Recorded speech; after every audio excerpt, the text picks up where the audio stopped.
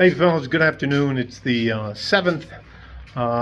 What can I tell you? It's the 7th, and I'm going to tell you about a very humbling event that happened to me today that made me um, realize how lucky I am, and also help me to understand how difficult things are for men in general, middle-aged men and young men out there.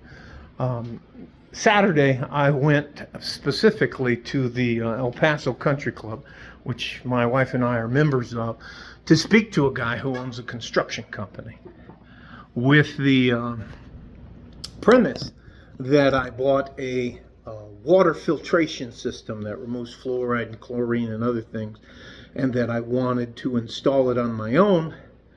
And when I was talking about this guy, he said, "Hey, you know what? We're finishing. We're starting. I don't know what you guys call it, where they start setting up the electric and the plumbing, and there would be a crew there, and he would call the guy, the site supervisor, and let him know that I was coming out there." And I said, I'll be there from 10, and I'll try to stay till 1 o'clock. And he said, "Okay, but they're going to be very fussy." He said, "Don't get in the way, don't cause any problems, because, I'm vouching for you." So today at 10 o'clock, I go further off on the west side of El Paso, out right on the border of Santa Teresa, New Mexico, and drive right up there, get out of my car. I got my big old sombrero on. I got a long sleeve shirt on. I got some jeans on and a pair of work boots. And I walk up to the site, and the site supervisor, or the site foreman, or whatever you want to call him, he stops me, identifies me, and then lets me in there, and he gives me the speech. He says, and he was just blunt. He's like, "Well, fucking talk to these guys. Don't distract them. If you want to just observe, that's fine, but do not mess with them." So I was watching them, and they were putting in the metal boxes on the post where your outlets go, and the other guys were in. I guess that's framing. I don't know what it was. I was just glad to be there, and I went into. They showed me where they were installing. 2 guys were in the bathroom, 2 guys were doing the electrical stuff, and 2 guys were doing the stuff in the kitchen, cocina. They didn't say anything to me. They kind of looked at me. I don't know if they thought I was an inspector. Anyway, so I'm watching them, and they're doing all their stuff. They're speaking Spanish. I speak Spanish. So about 11:30, a little Honda Civic pulls up, and it looked like it could be in a museum.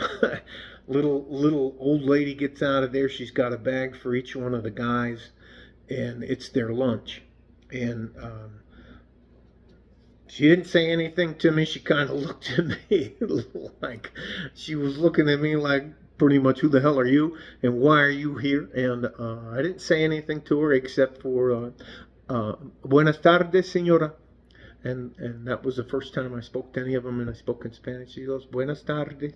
And she asked me, "¿Usted es hambre?" And I said, "No, yo no soy hambre." And I just told her I wasn't hungry. I had a bottle of water in the car, and I went back to the car and got my bottle of water and went over with the guys, and they were kind of surprised that I spoke Spanish. And they were talking, and the humbling part of it for me was that their lunch consisted of 2 quesadillas.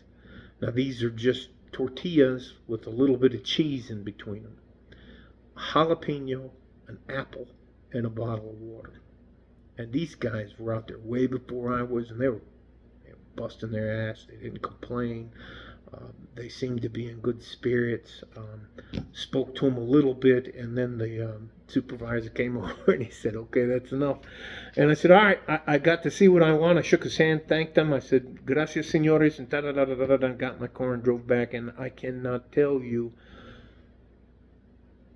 how humbling and how much I appreciate the way my life has turned out.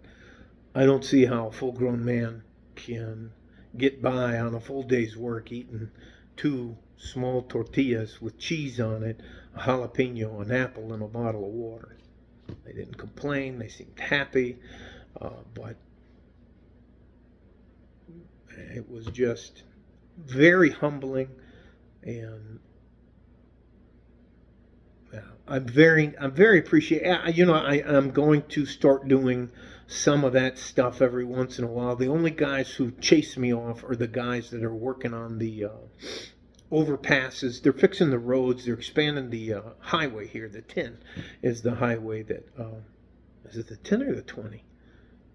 It goes 10, or is it 30, 20, 10? Yeah, because you start off on the 30 on one side of Texas, and it goes to the 20 and the 10. So anyways, they're working on the 10, which goes east to west. So I was just, the last time I worked was in 2012, and that's 12 years ago. And to see him out there, and to do a full day's work, which includes getting there, working, stopping for lunch, going back to work, and then going home. And there were only 3 cars there. My car, the supervisor's pickup truck, and then kind of like it's a van, panel van with no windows in it. And anyway, so those guys were busting their ass. I now know where to put the water filtration system when it comes in, but I don't think I'm going to try to give any more advice other than general information to help younger guys out. I can help you with money. I can help you with dealing with interpersonal skills.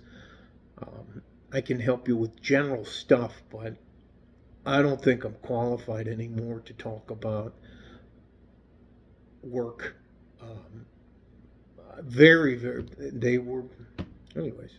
I hope it makes sense to you. Love you guys. I'm going to do what I can to help you, but I also have to be honest about trying to give advice where I'm not qualified to give that advice, all right? Love you guys. Stay safe and healthy. Take care of each other if you can. And if you can't, you have to take care of yourselves. You are far more important than anybody wants you to believe. Love you guys. Like a fart in a G-string. From West Texas, El Paso. I'm out of here. Bye-bye.